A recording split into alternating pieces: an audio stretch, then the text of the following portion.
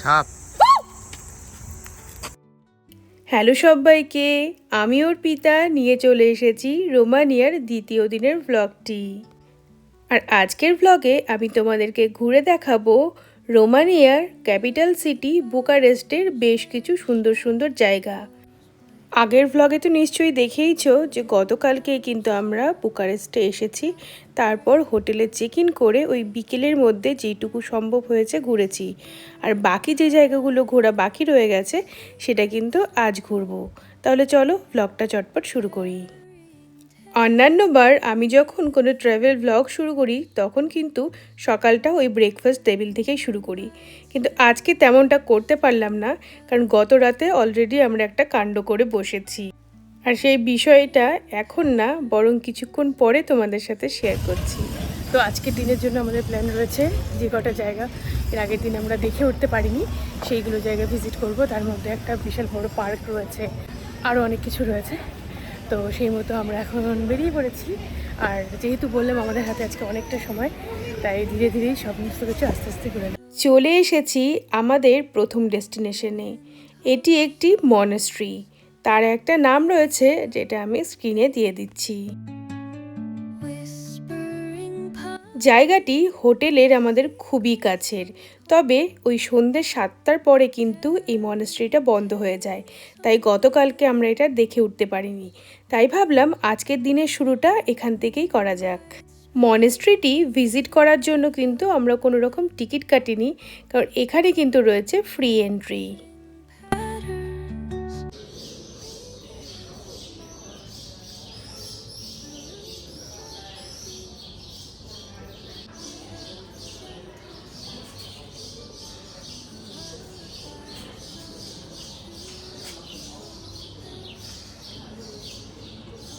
দেখলেই তো কি সুন্দর শান্ত পরিবেশ। মনেস্ট্রিটি কিন্তু খুব একটা বড় না, কিন্তু খুব সুন্দরভাবে সাজানো। আর সব থেকে যেটা আমাদের খুব ভালো লাগলো, পরিবেশ এত শান্ত। এখানে কিন্তু বেশ অনেকজনই রয়েছি আমরা পর্যটক, সবাই কম বেশি কিন্তু কথা বলছি, কিন্তু সেইগুলোকে ছাপিয়ে যাচ্ছে পাখিদের কোলাহল। সত্যি জায়গাটা যে এত ভালো লাগলো বলার নয়। তারপর ঘুরতে ঘুরতে আমরা এখন চলে এসেছি এখানকার একটা সুন্দর চার্চে। এটা কিন্তু এই মনেস্ট্রির ভেতরেই রয়েছে। ইউরোপের অন্যান্য চার্চের মতোই কিন্তু এটিও ভীষণ সুন্দর, রয়েছে কত কিছু দেখার মতন। দেওয়াল জুড়ে এত কিছু রয়েছে যে দেখেই শেষ করা যাচ্ছে না। এত কিছুর পাশাপাশি এই মনেস্ট্রিটি কিন্তু আরও একটা বিষয়ের জন্য ভীষণভাবে ফেমাস, কারণ এখানে রয়েছে অনেক অনেক ধরনের বুকসের কালেকশান। এরই ফাঁকে টুক করে তোমাদেরকে বলেই দিই সকালবেলা যে কাণ্ডটার কথা বলছিলাম। আগের ব্লগে তো নিশ্চয়ই দেখেছো যে আমরা অনেকটাই রাত করে হোটেলে ফিরেছি, আর সারাদিন ধরে অনেক জার্নি হয়েছে, তারপর আবার ঘুরে বেরিয়েছি। এসব কিছুর পরে আমরা দুজনেই ভীষণ টায়ার্ড হয়ে গিয়েছিলাম, সেই জন্য হোটেলে ঢুকেই কিন্তু চটপট করে ঘুমিয়ে পড়েছি। আর এইদিকে আমাদের দুজনেরই কারোরই খেয়াল ছিল না যে আমাদের ফোনগুলো চার্জে দিতে হবে। সকালবেলা ঘুম থেকে উঠে দেখি আমাদের দুজনের ফোনেরই চার্জ একদম প্রায় নেই বললেই চলে। তো সেই মুহূর্তে কি করব, চটপট করে ফোনগুলোকে সুইচ অফ করে চার্জে বসিয়ে দিয়েছি। সেই জন্য যখন আমরা ব্রেকফাস্ট করতে গিয়েছিলাম ফোনগুলো আর নিয়ে যাওয়া হয়নি। সেই জন্যই কিন্তু আমি সেই সময়কার ব্রেকফাস্ট টেবিলের কোনো রকম শ্যুট আমি করতে পারিনি। আর এখন আমরা চলে এসেছি হচ্ছে মেট্রো স্টেশনে। এখান থেকে মেট্রো নিয়ে আমরা চলে যাব একটা গার্ডেনে। একটা গার্ডেন না, ওটা একটা পার্ক, এটা ভিলেজ পার্ক। ওখানে রয়েছে অনেক লোকাল ভিলেজার্সদের ঘর বাড়ি, তার মধ্যে কতগুলো ওপেনও থাকে যেই ঘরগুলো আমরা ভিজিট করতে পারবো। তো এখন চটপট চলে যাই মেট্রো নিয়ে। কালকেই যেহেতু মেট্রো ইউজ করার জন্য ওই 3 দিনের ডে পাস কেটে নিয়েছি, সেই জন্য আজকে নতুন করে আর কোনো টিকিট কাটতে হলো না।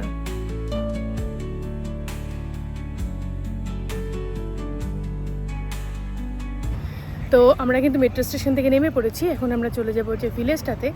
আর ওই যে মেট্রো স্টেশনটাতে নামলাম তার থেকে ডিস্টেন্স হচ্ছে 1.5 কিলোমিটার। আর সেই মেট্রো স্টেশনটাই কিন্তু নিয়ারেস্ট মেট্রো স্টেশন ওই ভিলেজটাতে যাওয়ার জন্য। আর পাবলিক ট্রান্সপোর্ট হয়তো থাকবে, কিন্তু অনেক বেশি সময় লাগবে। তো সেজন্য আমরা হাঁটা পথেই রওনা দিলাম। বেশিক্ষণ না, 19-20 মিনিটের মধ্যে আমরা পৌঁছে যাব। আর যাওয়ার যে রাস্তাটা সেটা কিন্তু এইরকম গার্ডেনের মধ্যে দিয়ে, সেই জন্য খুব একটা বিশেষ অসুবিধা হবে না। তাই আমরা হাঁটা দিলাম। আর রৌনক ওখানে একটু বসে পড়েছে, কারণ ভীষণ গরম আর ভীষণ রোদ, তো সেই জন্য ও একটু বসে পড়েছে আর আমি একটু চলছি। চলতে চলতেই চোখে পড়ল সুন্দর এই মনুমেন্টটি, আর তার সামনে একটা ঘড়ি রয়েছে যেখানে সময় দেখাচ্ছে দুপুর 1:25। অন দ্য ওয়েতেই যে আমরা এই মনুমেন্টটা দেখতে পাবো সেটা না প্রথমে বুঝতে পারিনি, তাই ইনিশিয়ালি প্ল্যান করে রেখেছিলাম আগে সেই ভিলেজটা ঘুরবো, তারপর আসার পথে কিন্তু এখানে ভিজিট করব। তারপর দেখলাম এত কাছে যখন চলেই এসেছি আবার কেন পরে আসবো, এখনই ভালো করে ঘুরে নিই। আর জায়গাটা দেখে নিশ্চয়ই তোমাদের আরও একটা জায়গার কথা মনে পড়ছে। হ্যাঁ, এটি কিন্তু প্যারিসে যে রয়েছে আর্ক দে থিম্পো, তারই কিন্তু একটা রেপ্লিকার মতন। আর এখানকার লোকাল ভাষায় এটার একটা নামও রয়েছে, যেটা আমি উচ্চারণ করতে পারছি না, সেই জন্য আমি স্ক্রিনে দিয়ে দিচ্ছি। যা বুঝতে পারছি আজকে আমাদের লাঞ্চটা সারতে অনেকটাই লেট হয়ে যাবে, তাই পাশে থাকা একটা ফুড কোর্ট থেকে আমাদের জন্য কিছু স্ন্যাক্স নিয়ে নিলাম।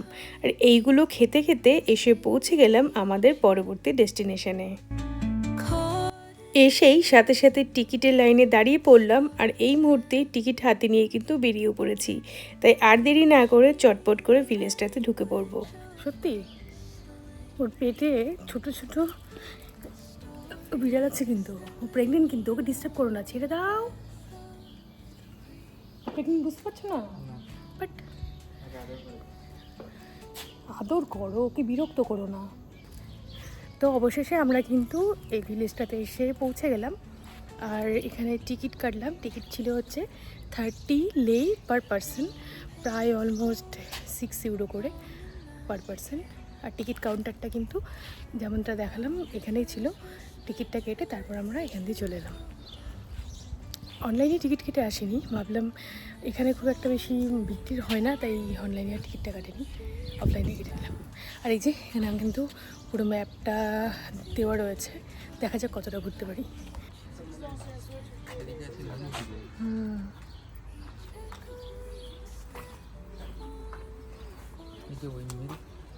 কোথায় আছে?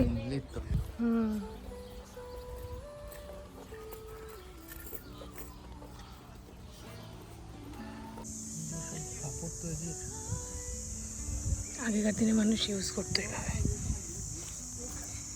এইগুলো যদি না ডেমনস্ট্রেশন থাকতো ভালো হতো। আজ ঠিক করেছি এই ভিলেজটা তোমাদেরকে ঘোরানোর সময় আমি খুব একটা বিশেষ ভয়েস ওভার দেবো না, যেখানে যেখানে দরকার পড়বে সেখানেই শুধু। কারণ আমি চাইছি তোমরা এই ভিলেজটা ঘোরার সাথে সাথে এখানকার যে প্রাকৃতিক মনোরম পরিবেশটা রয়েছে সেটাও যাতে তোমরা এনজয় করতে পারো। তবে ভিডিওটা ক্যাপচার করার সময় কিন্তু আমি ছোট ছোট কিছু ইনফরমেশন তোমাদেরকে দিয়ে থাকবো, যেইগুলো আমরা সেই সমস্ত জায়গার পাশে যে ইনফরমেশন বোর্ডটা রয়েছে সেখান থেকে আমরা পড়ে বুঝেছি। তাই ভিডিওগুলোর অডিওটা তোমরা যদি ভালো করে শোনো তাহলেই কিন্তু বুঝতে পারবে। তবে যদি আমি ছোট্ট করে ভিলেজটা সম্পর্কে বলতে চাই তাহলে বলতে হবে এটি কিন্তু একটা রেপ্লিকা ভিলেজ। এখানে দেখানো হয়েছে রোমানিয়ার যে আগেকার যুগের মানুষেরা কিভাবে জীবনযাপন করতো, তাদের ভিলেজ লাইফটা কেমন ছিল, তাদের দৈনন্দিন জীবনের যাবতীয় সব কিছু কিন্তু এখানে ওই মিউজিয়ামের মতো করে রেপ্লিকা করে দেখানো হয়েছে।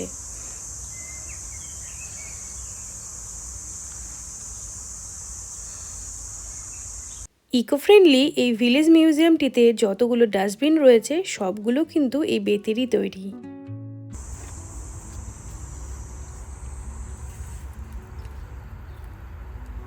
ভিলেজটিতে এমন অনেক রুম রয়েছে যেইগুলো ওপেন টু অল, সেরকমই একটা রুমে আমরা এখন চলে এসেছি। দেখতে পেলাম এটি একটি বেডরুম, সাথে করে কিন্তু রয়েছে অ্যাটাচ কিচেনও। আর দেখতে পাচ্ছি এখানে তখনকার দিনে মানুষেরা কেমন ধরনের জিনিসপত্র ব্যবহার করতো তাদের ঘরে এবং রান্নাঘরে। আর এই ধরনের পুরনো রঙিন ঘর দেখে কেমন যেন একটা নস্টালজিক ফিল হচ্ছে, মনে হচ্ছে পুরনো দিনের কোনো দেশে চলে এসেছি। আর এখানে দেখো হাতে তৈরি করা উলের পুতুল আর সাথে করে ব্যাগ রয়েছে, তাদের সাথে কিন্তু প্রাইসটাও লেখা রয়েছে। কেউ চাইলে এ ধরনের সুভিনিয়ারগুলো এখান থেকে তারা কিনতে পারবে, তবে সেইগুলো বিক্রি করার জন্য কিন্তু এখানে কেউ নেই।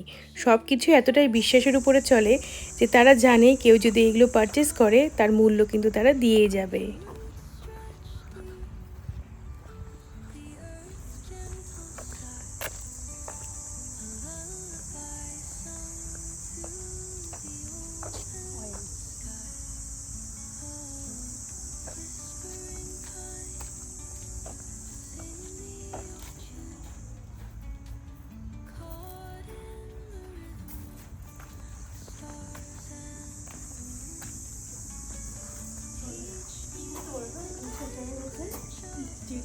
করবে সেটা এখানে আমাদের গাইড, ট্যুর গাইড ভিলেজের। তাহলে ওই হ্যাঁ সিরিয়াসলি এখানে ভালো ধরো অলিভ হোক কিছু হোক যাই আর কি করছে এই তো দিয়ে এইভাবে এইভাবে এইভাবে এইভাবে এইভাবে এইভাবে ঘুরালে তাহলে ট্যুর গাইড জমা করে তারপরে এটা দিয়েও হয়তো এইরকম এরকম করে করে কী করতে এই যেরকম এরকম করে করে না এরকম এইরকম এটাই হবে। আগের জন্মে করছো নাকি? হ্যাঁ আগের জন্মে করছো? না আমি দেখেছি ও ঠিকই এরকম ধান ভাঙে না এইভাবে এইভাবে আমি জানি তুমি কোনোদিন দেখো নি তাই তুমি জানো আমি দেখি। কেমন লাগলো এই গাইডের ট্যুরটা? দেখো তা আবার বাংলায় গাইডের ট্যুর, রোমানিয়া এসে। রোমানিয়াতে এসে তোমাকে বাংলায় কেউ গাইড করছে এরকম এরকম কি হয়? হসপিটাল ট্রিট নিতে হবে আমার কাছ থেকে আমার ফিজ এই হলো বিষয়। এখানেই কিন্তু হতো কিন্তু জিনিসগুলো এত বড় বড় তাহলে তুমি ভাবো এত বড় বড় যন্ত্রপাতিগুলোকে চালনা করতে গেলে কত মানে পালোয়ান পালোয়ান লোকের দরকার। আমি পারতাম? চলো এবার দেখি অনেক দিকে কী আছে।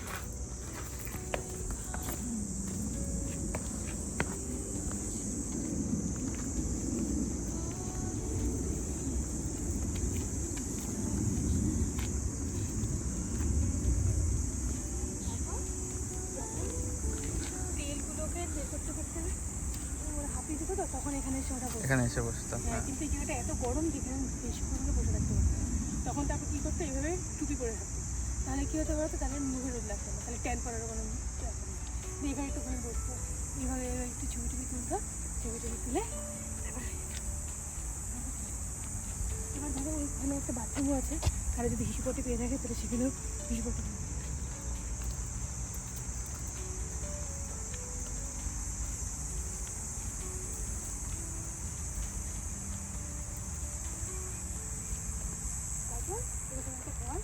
একটা চার্চ কারো যদি মনে হলো যে এখন আমি একটু প্রে করবো আমার মন খারাপ তখন এই আর কিছু জানতে চাও? আর কিছু জানতে চাও? দেখি চার্জ কিনা। হ্যাঁ এটা চার্চ দেখতে পাচ্ছ না? ও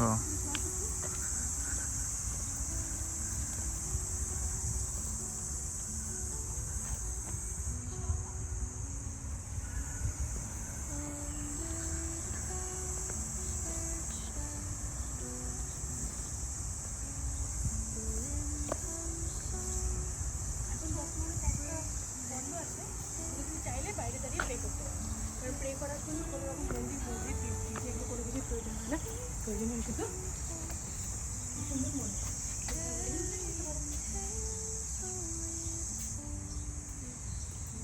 এই ছিল আমাদের এই ভিলেজটার ছোট্ট একটু ট্যুর। এখন আমার বলা শেষ হয় আর আর এখানে অনেক কিছু আছে অনেক কিছু দেখালাম কেমন লাগছিল না টুকটা করে দেখো ভালো লাগছে না সাথে আবার বাংলায় গাই ভাবো একটা বিদেশ তারপরে এরকম একটা অফবিট কান্ট্রি সেখানে তুমি বাংলায় গাইছে পাওয়া যায় তো বেসিক্যালি এটা একটা চার্চ কিন্তু চার্চটা তো বল কোনো ঠাকুর দেবতা দর্শন হলো না ওই গরম বাড়ি ঘর এখন ইভেন যদি গাইড যারা থাকে তাদেরও তো গরম টরম লাগে এবার ধরো অনেকটা রোদ এবার ধরো একটুখানি পোস্ট করে ছবি টবি ভিডিও টিডিও তোলা হয়ে গেলো এবার যদি তুমি চাও যে না ট্যান না পড়ুক তাহলে তুমি টুপিটা পরে নিতে পারো যেমন আমি না করতো না সেই সময় আমরা যারা এখানে থাকতো হ্যাঁ তাদের তো বাচ্চা কাচ্চা থাকবেই এবার সেই বাচ্চা কাচ্চাগুলো বিকেলে পার্কে খেলতে যাবে এবার তখন ওর মা বাবারা আমাকে চলতে পার্কে ঘুরে নেবে দুই যে পার্কে আসতো এটা হচ্ছে নাগরদোল্লা আছে এই নাগরদোল্লাতে চারজন বা 4 না 8জন বুঝতে পারতো দিয়ে ওদের যাদের যাদের বাচ্চা কাচ্চা এখানে আসতো খেলতো তাদের বাবা মাগুলো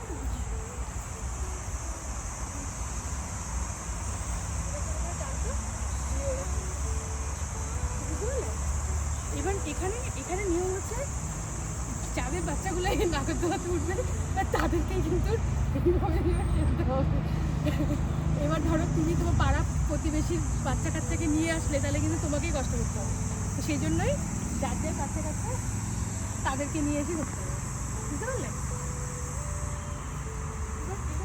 এবার যদি আমি তোমাকে বলি তুমি আমাকে এখানে উঠতে পারবে, তুমি তো পারবে না, কারণ তোমার মধ্যে হয়তো সত্যিই নেই তুমি আমাকে টানবে, ঠিক আছে? এই হচ্ছে বিষয়। আর কিছু আছে দেখার মতো? আর দেখো এখানে কি আছে,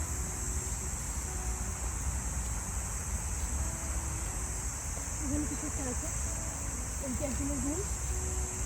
এবার ধরো তুমি অ্যাজ এ ট্যুরিস্ট ঘুরতে এসছো, তোমার এখন একটা রুমের প্রয়োজন, হোটেল রুমে, তখন তুমি এই রুমটাতে থাকতে পারবে।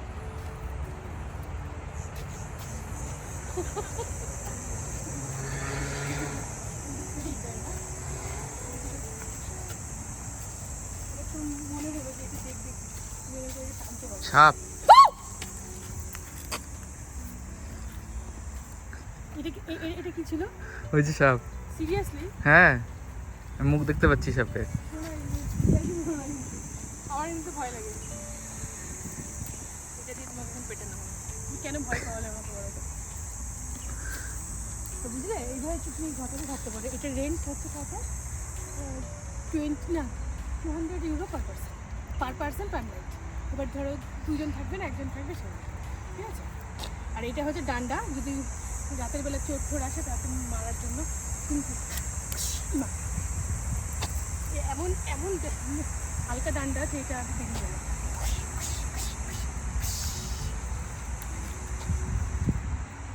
চলো, এখানেই আমার ট্যুর শেষ হলো। আপনাদের কেমন লাগলো আমাদের এই ট্যুরটা সবাই বলবেন। Tata, bye by.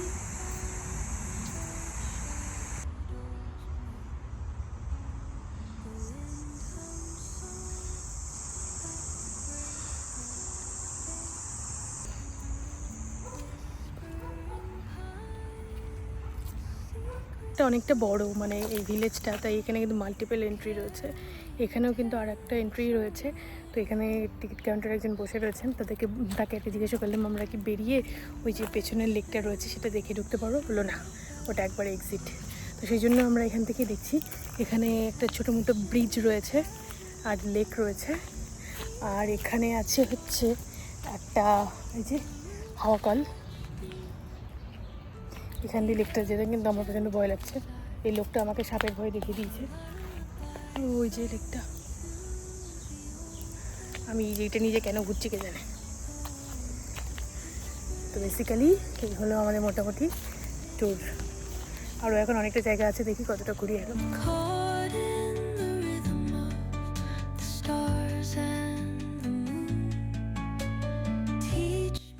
আর এখানে কিন্তু মাঝে মাঝে দেখতে পাচ্ছি এরকম অর্গানিক ফার্মিং চলছে। আর এখন যেখানে দাঁড়িয়ে রয়েছে সেই জায়গাটা তো আমার ভীষণ ফেভারিট, কারণ এখানে হচ্ছে অনেক অনেক লঙ্কা গাছ আর সাথে টমেটো গাছ। তবে লঙ্কাগুলো দেখে কিন্তু মনে হচ্ছে বেশ ঝালই হবে আমাদের দেশের মতন, কিন্তু এখানকার লোকরা তো খুব একটা ঝাল খায় না। তাহলে এত লঙ্কা গাছ দিয়ে ওরা কী করে কি জানি। আর তার পাশাপাশি দেখো রয়েছে অনেক টমেটো গাছ, কত টমেটো ধরে রয়েছে, সবগুলোই কিন্তু এদিকে দেখতে পাচ্ছি কাঁচা। আর কাঁচা টমেটো কিন্তু খেতে দারুণ লাগে। মনে হচ্ছে যে কয়েকটা লঙ্কা আর টমেটো তুলে নিয়ে বাড়িতে নিয়ে চলে আসবো, রান্না করে খাবো। ওমা দেখো, এখানে কিন্তু আবার পাকা একটা টমেটো দেখতে পেলাম। কি যে ভালো লাগলো আমার এই জায়গাটাতে এসে, বলে বোঝাতে পারবো না। আর এইদিকে কিন্তু রয়েছে অনেক হাঁস মুরগি, এসব খুব একটা ভালো দেখা যাচ্ছে না, ওরা হয়তো এই গরমের মধ্যে ঘরের ভিতরে ঢুকে রয়েছে। পাশেই ছিল একটা চার্চ, তাই এখানে টুক করে ঢুকে পড়লাম। তেমন বিশেষ কিছু ছিল না, তবে ভালো লাগলো, বেশ শান্ত পরিবেশ। যেহেতু এটা একটা ভিলেজ, তাই এখানে কিন্তু সমস্ত কিছু রয়েছে, চার্চ, ঘরবাড়ি, হাসপাতাল, ছোটো মোটো থেকে শুরু করে বিভিন্ন মানে পশু পাখি, গার্ডেন, তারপরে গোয়ালঘর, মানে যা যা থাকে আর কি একটা ভিলেজে, সমস্ত কিছুই আছে। তবে এখানে অনেকগুলো ঘর আছে, তবে সবগুলো ঘর যে ওপেন তা নয়, বেশ কয়েকটা ঘর বন্ধ রয়েছে। কিন্তু আমি দেখলাম একটু আগে যে চার্চটাতে গিয়েছিলাম সেখানে দেখার চেষ্টা করে একটু উকিঝুঁকি মারছিলাম, কেউ একজন এসে আর কি গেটটা খুলে দিল। তারপরে আমরা ভেতরে গিয়ে চার্চটা দেখলাম ছোট্ট মতো। তো বেসিক্যালি জায়গাটা খুব সুন্দর এবং নিরিবিলি শান্ত, বাচ্চাদেরকে নিয়েও আসা যাবে। তবে আজ যেহেতু একটু বেশি গরম, তাই একটু পুরো ঘেমে যাচ্ছি, বাকি সব ঠিকই আছে। আর এখানে হচ্ছে যাদের একটু হাঁটতে সমস্যা হয় তাদের না আসাই ভালো, কারণ এরিয়াটা অনেকটা বড়। ভিলেজটিতে রয়েছে কিন্তু অনেক ছোট বড় ডোমেস্টিক অ্যানিমালস, আর তার মধ্যে এই বেড়াল তো সর্বত্র বিরাজমান। যখন আমরা এন্ট্রি করলাম তখনই কিন্তু একজনের দেখা পেয়েছি, আর এই দিকে আরও একজন কি সুন্দর একটা জায়গা বেছে নিয়ে ছায়াতে দুপুরবেলা পাওয়ার ন্যাপ নিচ্ছে। আর তার এই পাওয়ার ন্যাপের মধ্যে রৌনক যেন তাকে ডিস্টার্ব করে চলেছে। ঠিক ডিস্টার্ব বলবো না, ও বেচারাকে আদর করতে চাচ্ছে, কিন্তু বেড়াল বাবা জীবন কিভাবে তার আদরটা নিচ্ছে সেটাই হচ্ছে বড় কথা। ও মা দেখো, ঘুমিয়ে পড়েছে, আর এদিকে রৌনক হচ্ছে আদর করে দিচ্ছে, আবার চুপচাপ করে আদরটা নিচ্ছেও। তার মানে বুঝে গেছে মানুষটা আমার কোনো ক্ষতি করবে না, আমাকে শুধু একটু আদর করতে এসেছে। ওই দেখো, এখানেও রয়েছে আরও একজন, কিন্তু সে রৌনককে কিছুতেই তার গায়ে টাচ করতে দিচ্ছে না। বোধহয় ওর আজকে মুডটা ভালো নেই। আর এই ভিলেজটা কিন্তু দুটো পোর্শন রয়েছে, একটা ওল্ড একটা নিউ। আমরা যখন ঢুকেই প্রথমে বাঁদিকে চলে গেলাম, সেইগুলো পোর্শন ছিল হচ্ছে পুরনো দিনেরগুলো, আর এখন আমরা রয়েছে হচ্ছে নিউতে। তাই এখানকার ঘর বাড়িগুলো কিন্তু একটু আলাদা, মানে একটু কালারফুল, হোয়াইট কালার করা রয়েছে। আর তা নইলে সব আগে বেত বাঁশ কাঠ এগুলোর ঘর বাড়ি ছিল, আর ওপরে ছাউনি ছিল। এখানেও কিন্তু রয়েছে ছাউনি, এই যে এদিকেও তো ঘর দুটো রয়েছে, এরকম রয়েছে। মানে ওই দিকটাতে, যে দিকটাতে হচ্ছে পুরনো, সেই দিকটাতে সমস্ত ঘরগুলোই ওই রকম, কিন্তু যেহেতু এটা একটু নিউ আর একটা সাইড, তাই এখানে ঘরগুলোর মধ্যে কিন্তু এরকম করে কালার করা, মানে সিমেন্ট বা মাটি দিয়ে করা রয়েছে। সুন্দর সুন্দর গেট করা আছে, উপরে টালি রয়েছে, টালির ঘর। তো বেসিক্যালি এটা হচ্ছে ভিলেজটা, এখনও অনেকটা এরিয়া বাকি রয়েছে।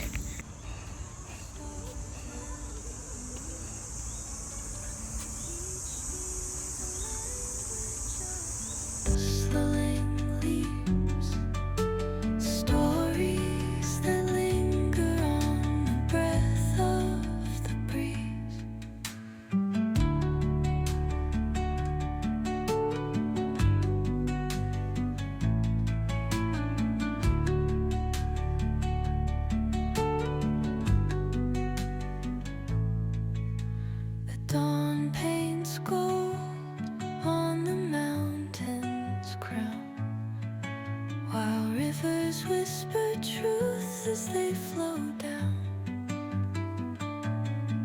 And their songs in ভালো কথা হলো এই ভিলেজটি জুড়ে কিন্তু বিভিন্ন জায়গায় ড্রিঙ্কিং ওয়াটারের ব্যবস্থা করা রয়েছে, তাই এই গরমে জল নিয়ে খুব একটা বেশি আমাদের চিন্তা করতে হয়নি। আর এখানে কিন্তু, হ্যাঁ আমার হাতে আছে, আর এখানে কিন্তু ছোটো মতো একটা ক্যাফে আছে, যেখানে আর কি টুকটাক খাবার খাওয়া যেতে পারে।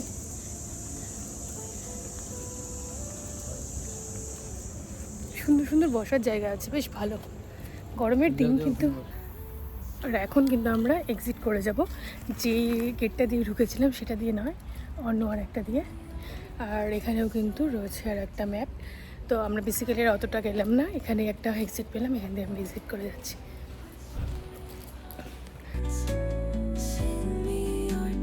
মিউজিয়ামটি থেকে বেরিয়ে আর কোনো দিকে না তাকিয়ে আমরা এখন চলে এসেছি কাছাকাছি থাকা একটা ইন্ডিয়ান রেস্টুরেন্টে লাঞ্চ করতে।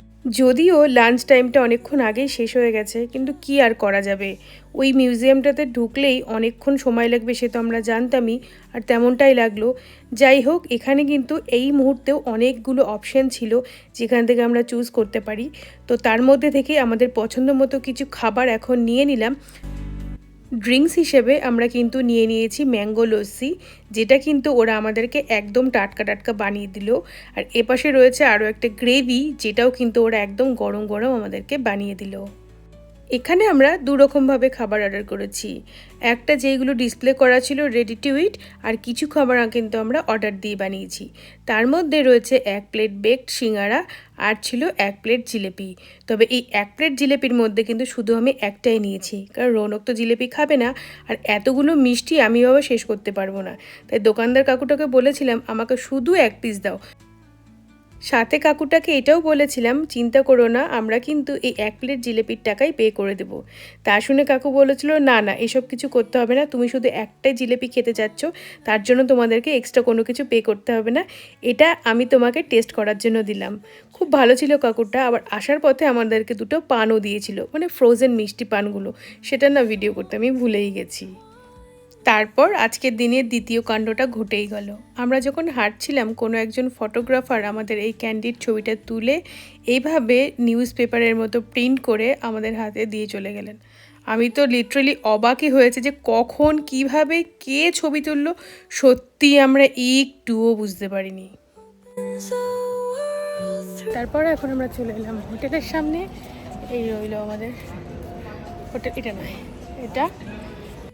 এখন রুমে যাব, একটু রেস্ট নেব, ফ্রেশ হব, তারপর রাতের বেলা কিন্তু আবার বেরোবো ডিনার করতে। সেসব কিছু আর এই ভ্লগে শেয়ার করছি না, কারণ অলরেডি দেখতেই পাচ্ছ ভিডিওটা অনেকটাই লম্বা হয়ে গেছে। তাই আজকের ভিডিওটা এখানেই শেষ করছি। এরপর তোমাদের সাথে দেখা হবে আবার রোমানিয়ার 3য় দিনের ভ্লগটাতে, আর যেখানে তোমাদেরকে আমি নিয়ে যাব নতুন একটা শহরে। ইন দ্য মিন টাইম আজকে সারাদিনে যতগুলো ছবি ক্যাপচার করেছি সেইগুলো কিন্তু ভিডিওর সাথে অ্যাটাচ করে দিচ্ছি। আর দেরি না করে ভ্লগটা এখানেই শেষ করি। দেখা হচ্ছে পরবর্তী ভ্লগে। ততক্ষণ পর্যন্ত তোমরা সবাই ভালো থেকো, সুস্থ থেকো, খুব ঘুরতে থেকো, আর আমার এই ট্রাভেল ভ্লগগুলো দেখতে থেকো। ভিডিওসগুলো তোমাদের যদি ভালো লেগে থাকে তাহলে কিন্তু অবশ্যই পাশে থেকো। চলো তবে, tata, bye bye, see you again.